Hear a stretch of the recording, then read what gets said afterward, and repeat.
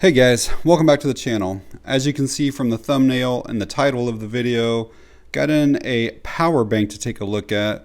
This is a brand new release from Nitecore. The model is the NB Plus. If I had to take a guess, I'd say I have somewhere between 40 and 50 power banks right now.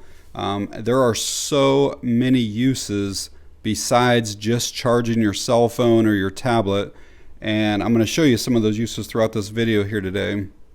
You know, I have some that are like under 1,000 milliamp hours. What's nice about this one is it has a built-in cable, and it will slide like into like your like coin pocket or right down into your pants pockets or whatever. Super thin, but this doesn't have much capacity, and it would only give you like a small amount. Like if you were about dead, it'd take you up to maybe 20 or 30%. I've got larger ones that have built-in cables. I've got some that have like the MagSafe stuff on them. We've got really high capacity ones that are over 20,000 milliamp hours. Some that's high wattage. So yeah, just a whole combination of different ones. But the point of today's video is to go over this Nitecore NB Plus. So if you want to learn about that, stick around. We'll do a real quick unboxing, go over all the features and specifications. I'll show you guys some of those other uses that that these power banks are for, and then give some thoughts on it. So again, this is going to be a 10,000 milliamp hour one. They're calling it a waterproof competition grade energy bar. It is IPX7 with that rating, and there are our weights. Over here, it's going to have a max output of 22.5 watts. We'll go over that a little bit more later. And it's going to have an 18 watt input. And if you look here, the total watt hours is 38.5.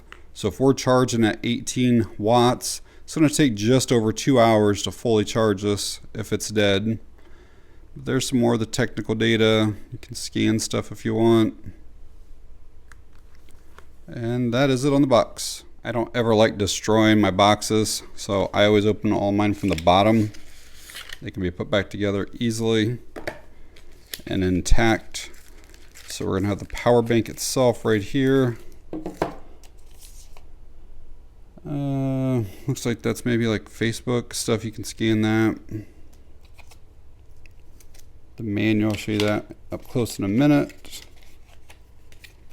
And I think that's it.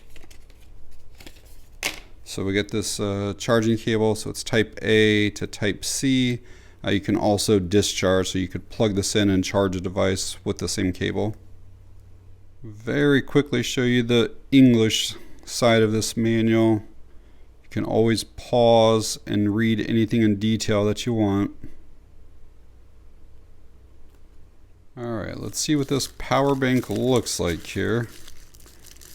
Again, I know it has carbon fiber, almost like scales on it, or sheets. The whole thing is not made of carbon fiber, it's just like these overlays. Pretty fancy looking.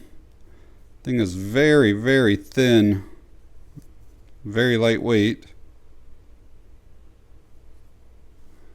Show you guys some close-ups here.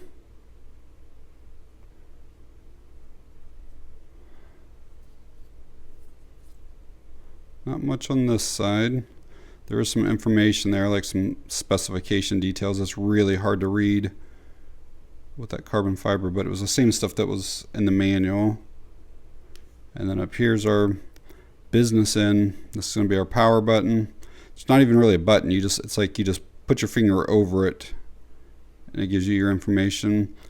We're going to have the USB-C port. This is an in and out port.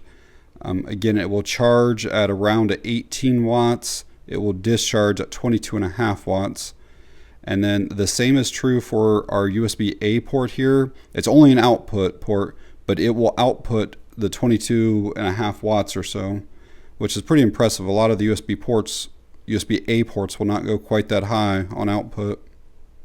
Grab you some quick dimensions here. We're at 476 on our length. We're at 2.34 on the width, and the thickness 0.45. I know the box said it weighs 5.47. We'll see if we're close to that. Yeah, pretty close. I'm getting 5.5, 5.6. Just for a weight comparison, this is one of my power banks that's probably closest in size and everything to this Nitecore. This was 5.6 ounces. Let's see what that is. This is 7.8, so we're more than 2 ounces heavier with that one compared to this one. And this is a big reason why it's so lightweight. It's just how they design the frame and then how those carbon fiber sheets basically go onto it. These carbon fiber sheets are really supposed to help improve the durability of this power bank. Whether you drop it, like the impact resistance, it's not supposed to shatter. Even like just simple scratches and stuff like that, pulling it out of purses or backpacks or pockets. And then also with like heat dissipation, so this unit doesn't get too hot. The NB Plus has this microcontroller unit. You can see all the different safety features that it controls. Well, having all those safety features makes this compliant with the UN 38.3 standard for flying. If you have flown recently, you will know that you can no longer put any size of battery packs or battery banks in your checked luggage. Even tiny ones cannot go in there. There are multiple airlines, including domestic ones here in the United States now, that you can't even put these in like the overhead storage compartment, like in your checked luggage, or your carry-on luggage rather. They cannot go up there either. Like, they have to be with you at all times. And the airlines are going as far as banning certain like manufacturers or brands that have been known to catch on fire. This Nitecore one is supposed to be one of the safest out right now. I mentioned earlier that this is IPX7, which means it is water submersible. You would not want to use this while it's in the water. And I would still recommend getting it out of water as fast as you could. But if you dropped it into a puddle or something, just let it dry off. It should be fine. Also means you can use it in the rain.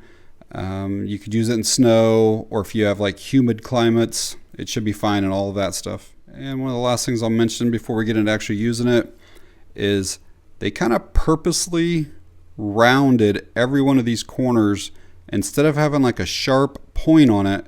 And this actually makes it much easier if you're sliding it down into your pockets and stuff. You don't have anything like catching on stuff. So it's a nice design, just a nice little touch. I did show that button up there earlier, how you just kind of basically get your finger near it and it shows these lights. This is your battery status or battery percentage. So if we got all four that are on right now, we're somewhere between 100 and like 75% or so. If we had 3 lights on, we're somewhere between 75 and 50. 2 lights on, somewhere between 50 and 25. 1 light on, we're somewhere between 25 and 3%. And if that last one were flashing, we're below 3%. All right, let's get into using this. I'm going to start with the USB-A port. It does not matter what I started with, but I'm just going to plug it in there, and then we'll go into this old iPhone. Just make sure it's going to charge it. Immediately started charging. Where we're at, what does that say, 53%.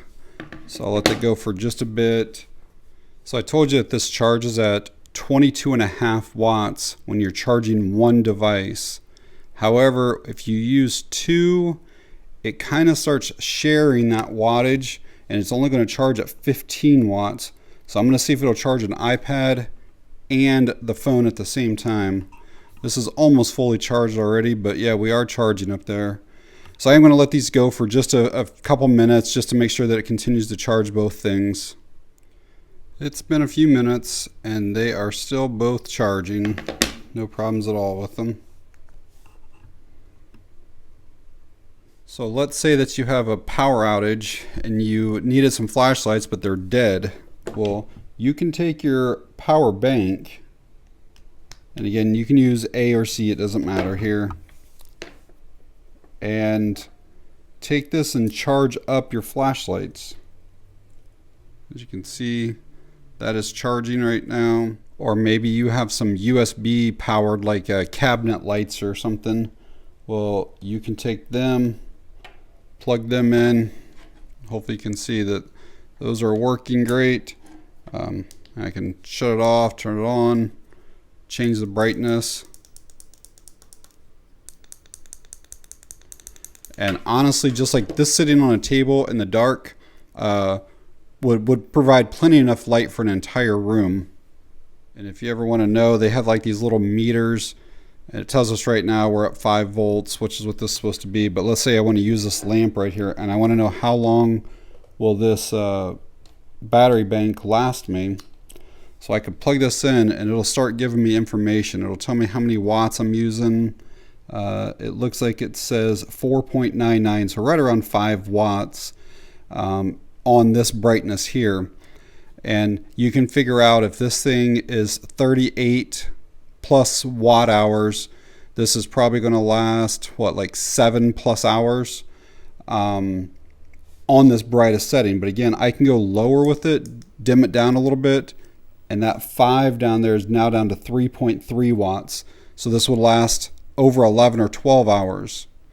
And so you can make this last probably 2 or 3 nights during a power outage just with this little battery bank. Could use this if you have any type of studio lights and maybe don't have an outlet nearby. Okay, we're going to plug this in. We got power going to it. Flip that on. Got that light. And some of these are like, so there's like a yellow here. There's like almost like a bluish color, and then back to that bright white. Well, they do use different wattages. The yellow uses less watts than the other colors. So again, this would last probably 2 or 3 nights, and again, easily light up a whole room. So again, say there's a power outage, it's super hot in your house. This fan is actually supposed to have a battery in it. All right, I purposely removed it to show, like, what if we forgot to charge this up? Now we need a fan. Okay, so no battery in it at all. And then we're gonna plug this into our power bank. All right, again, no battery. And you can see we now have a strong fan just running off this little battery bank.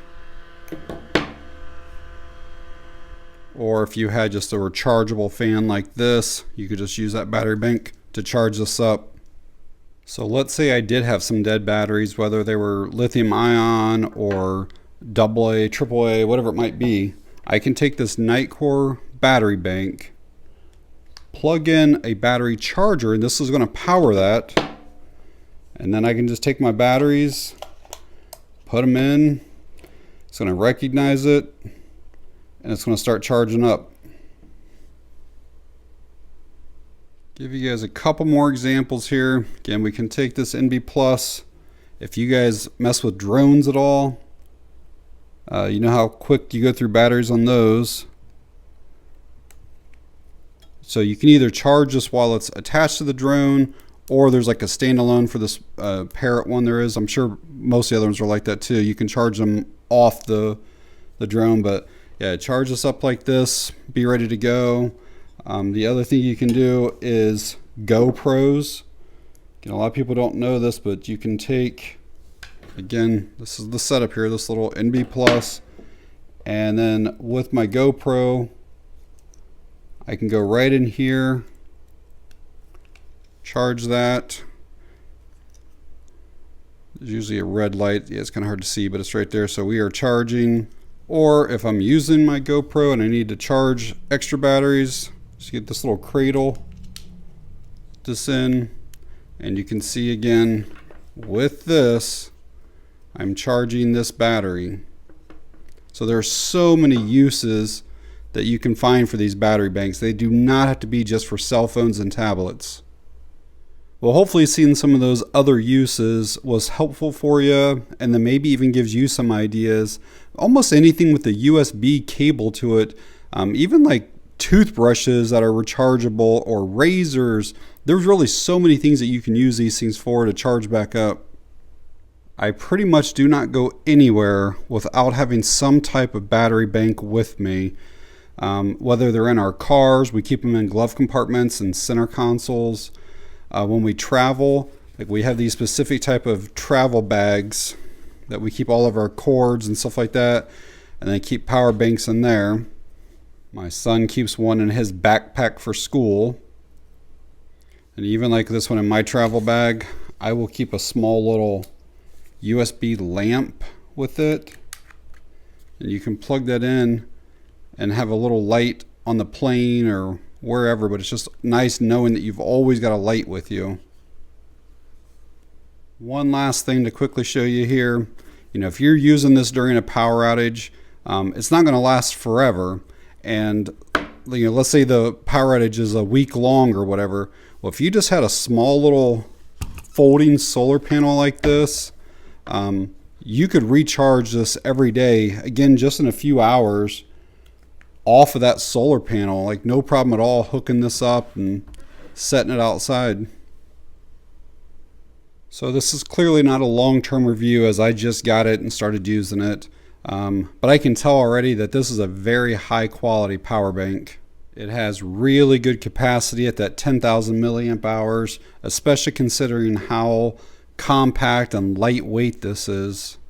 I like that they give you 2 different style of USB ports, because some people still use the USB type A ports, and I like that type A is still the high wattage. It's the 22.5 watts or whatever on that, because a lot of times those are kind of limited. This has that really good IPX7 waterproof rating, and this is airline approved. And finally, this does come with an 18-month warranty, and I believe you can scan something and maybe register and get an additional 6 months, so you can get a 2-year warranty with it. So at the time I'm making this video, these are available on a Nitecore store's website. They're coming in right about 60 bucks. That is free shipping with those, and I think they usually ship it out within a day or two, so you should get it pretty quick. They have them on Amazon for a few dollars more. I know some people like to use Amazon, but I don't think they're actually in stock yet, because the ship date says it's going to be a little bit later. Now this will sometimes update once they get a full inventory in. So they are going to be there, I just don't know exactly when. But either way, I'll leave both links down in the video description in case you guys want to pick one up, or if you just want to find out more information on the battery bank. But alright guys, if you found the video helpful or informative in any way, please give me a thumbs up and consider sharing the video. If you have any questions or comments, leave them down below. And that's going to be it on this one. Thanks for watching, I appreciate it.